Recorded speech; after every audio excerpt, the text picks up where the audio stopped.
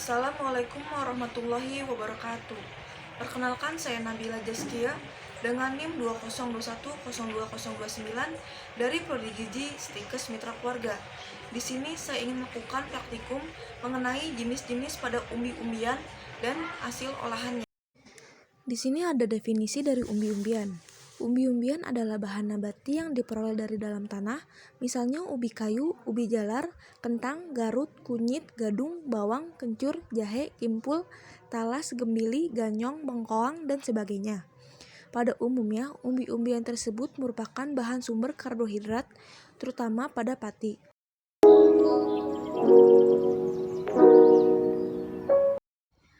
Yang pertama ada karakteristik dari singkong. Tanaman singkong mempunyai sistem perakaran serabut terspesialisasi, yaitu akaran dapat berubah bentuk karena berbeda dengan fungsi asal.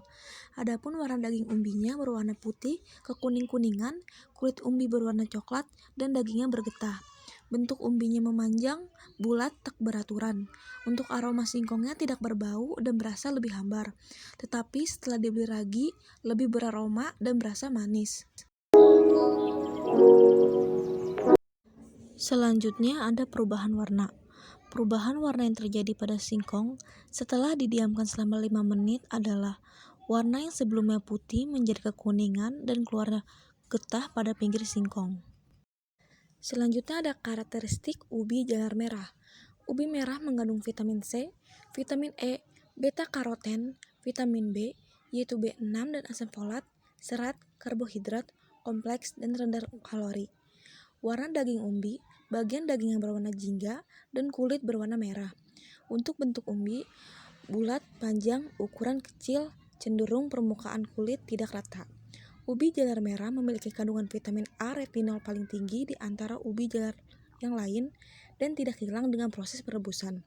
Selain itu, serat yang terdapat pada ubi jalar merah berfungsi sebagai prebiotik, yaitu untuk merangsang pertumbuhan bakteri yang baik bagi usus sehingga penyerapan zat gizi menjadi lebih baik dan usus lebih bersih.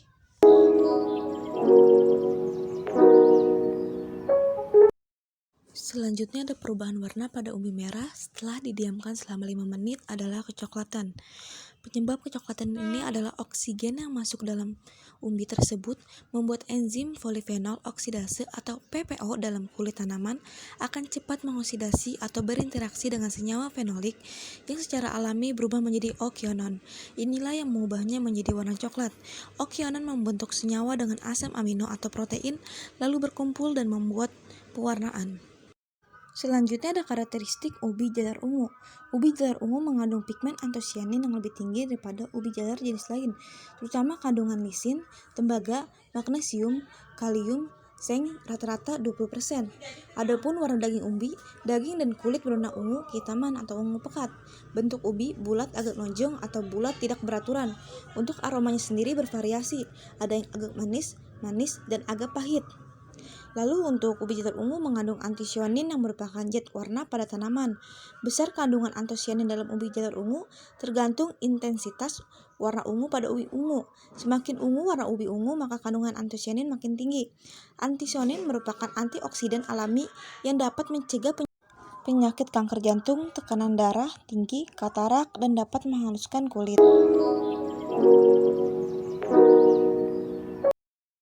Selanjutnya ada perubahan pada ubi jalar ungu yang sebelumnya ungu pekat menjadi lebih pudar atau pucat setelah didiamkan selama 5 menit.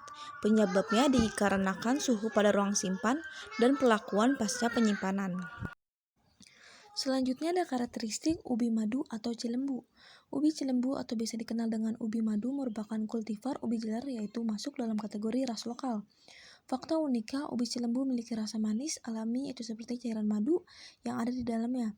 Ini tidak dimiliki oleh jenis ubi pada umumnya. Adapun warna daging umbi, daging dan kulitnya berwarna krem kemerahan dalam kondisi mentah dan berwarna kuning setelah dimasak. Untuk bentuk umbinya panjang berurat, dan untuk aromanya yang sangat harum seperti ubi-ubi biasanya.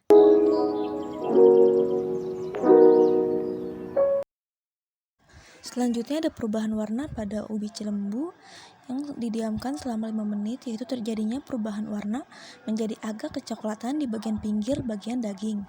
Penyebabnya dikarenakan suhu pada ruangan simpan dan pelakuan pasca penyimpanan. Selanjutnya ada karakteristik dari talas. Talas merupakan tanaman yang potensial untuk dikembangkan sebagai sumber bahan pangan alternatif yang sehat dan aman, karena di dalam umbinya terkandung sejumlah vitamin, kalori, dan serat yang cukup, serta kandungan karbohidrat dan gula yang rendah. Untuk warna dagingnya berwarna putih keruh dan memiliki kulit tipis dengan permukaan kulit yang berserabut. Untuk bentuk umbinya berbentuk silinder sampai agak membulat dengan diameter kurang lebih 10 cm. Dan untuk aromanya yang harum khas umbi pada umumnya. Selanjutnya ada perubahan yang terjadi pada talas setelah didiamkan selama 5 menit, yaitu keluarnya getah di sekitar talas yang menyebabkan munculnya bintik-bintik kecoklatan pada daging talas tersebut. Selanjutnya ada karakteristik dari kentang. Kentang merupakan tanaman umbi-umbian dan tergolong tanaman berumur pendek.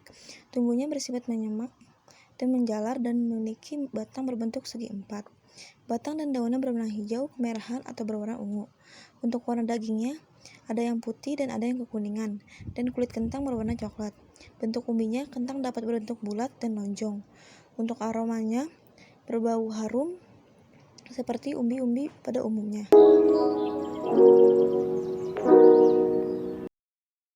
Selanjutnya ada perubahan pada kentang setelah didiamkan selama 5 menit, yaitu terjadinya perubahan warna menjadi agak kecoklatan di pinggir bagian kentang. Penyebabnya dikarenakan suhu pada ruangan simpan dan pelakuan pasca penyimpanan.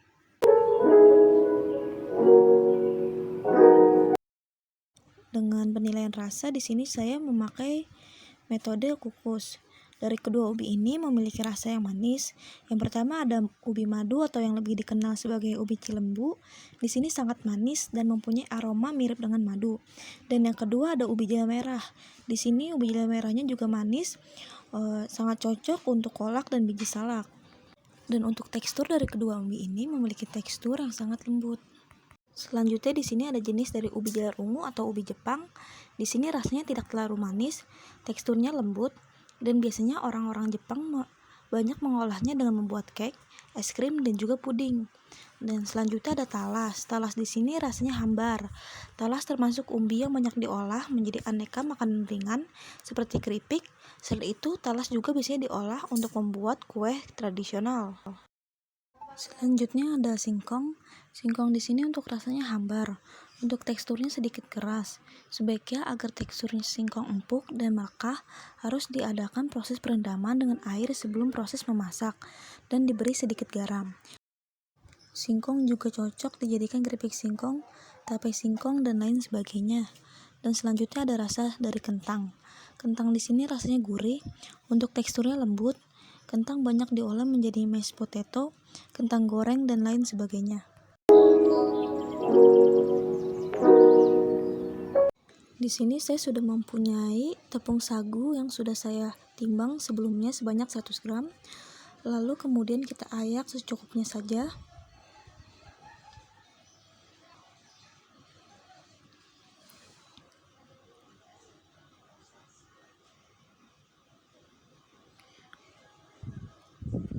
Lalu kita larutkan dengan air sebanyak 100 ml dan sebanyak 1 sendok makan saja. Dan aduk apakah ada gumpalan atau tidak.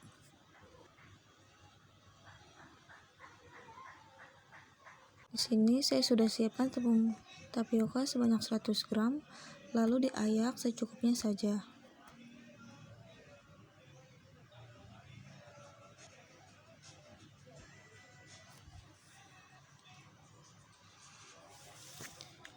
Lalu kita larutkan ke dalam air 100 ml dan sebanyak 1 sendok makan.